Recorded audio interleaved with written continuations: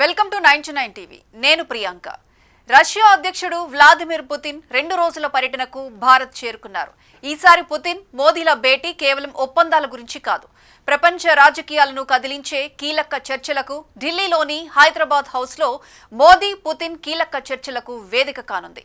అగ్రరాజ్యం అమెరికా సహా ప్రపంచం దృష్టి అంతా వీరిపైనే ఫోకస్ అయిన నేపథ్యంలో చర్చల వేదిక ఎంపిక మీద ఎలాంటి కసరత్తు జరిగింది, ఈ భవనం వెనుక దాగి ఉన్న కథ, నిజాం వైభవం నుంచి భారత దౌత్య శక్తి కేంద్రంగా మారిన ప్రయాణం తెలుసుకుంటే ఇది కేవలం ఒక మీటింగ్ వేదిక కాదని స్పష్టమవుతోంది. ఢిల్లీ మధ్యలో కనిపించే ఆ భారీ ఆర్కిటెక్చర్ ఒకప్పుడు ప్రపంచంలోనే అత్యంత ధనవంతుడైన నిజాం మీర్ ఉస్మాన్ అలీ ఖాన్ యొక్క కలలతో పుట్టింది. బ్రిటిష్ రాజధాని కలకత్తా నుంచి ఢిల్లీకి మారినప్పుడు మొత్తం 5 రాచరిక పాలకులకు ప్రత్యేక భూములు కేటాయించారు. వాటిలో హైదరాబాద్ రాజ్యం కూడా ఒకటి. బరోడా, జైపూర్, పాటియాలా, బికనీర్తో పాటు నిజాం దగ్గరకు కూడా స్థలం వచ్చింది. ప్రఖ్యాత architect Edwin Lutyens Rashtrapati Bhavan కు సమానంగా ఉండేలా హైదరాబాద్ హౌస్ ను రూపకల్పన చేశారు. 8.2 ఎకరాల విస్తీర్ణంలో సీతాకోక చిలుక ఆకారంలో ఉన్న భవనాన్ని తీర్చిదిద్దిన తీరు, ఆ ఆర్కిటెక్చర్ ప్రపంచాన్నే ఆశ్చర్యపరిచింది. అత్యాధునికంగా తీర్చిదిద్దిన 36 గదులు, 6 టైల్డ్ బాత్రూంలు, భారీ ప్రాంగణాలు, అంతఃపురం, గొప్ప మెట్ల మార్గాలు ఒక సామ్రాజ్యంలాగా మెరిసింది. అంతఃపురం వరకు ఉన్న ఈ ప్యాలెస్ నిర్మాణ వ్యయం 1920లోనే 2 లక్షల పౌండ్లు. ఆ కాలానికి ఊహించలేని రాజసౌఖ్యం.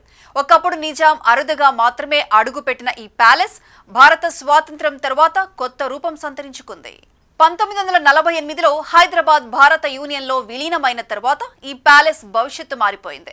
నిజాం యొక్క తాత్కాలిక నివాసం క్రమంగా భారత ప్రభుత్వ ఆధీనానికి వచ్చింది. 1974లో విదేశాంగ శాఖ దీనిని స్వీకరించి అంతర్జాతీయ ప్రమాణాల దౌత్య కేంద్రంగా మార్చింది. అప్పటి నుంచి ప్రతి ప్రధాన ఒప్పందం, ప్రతి శక్తివంతమైన చర్చ ఈ గోడల మధ్య ప్రతిధ్వనిస్తోంది. ఇప్పుడు ఈ అశోక్ రోడ్స్ పై ఉన్న ఈ హౌస్ బిల్ క్లింటన్ నుంచి జార్జ్ బుష్ వరకు, గోర్డన్ బ్రౌన్ నుంచి పుతిన్ వరకు ప్రపంచ నాయకులకు ఆతిథ్యం ఇచ్చింది. భారత విదేశాంగ పాలసీలో అత్యంత కీలక నిర్ణయాలు ఇక్కడే ముద్రపడ్డాయి. ఇప్పుడు అదే వేదికపై మళ్లీ పుతిన్ అడుగు పెడుతున్నారు.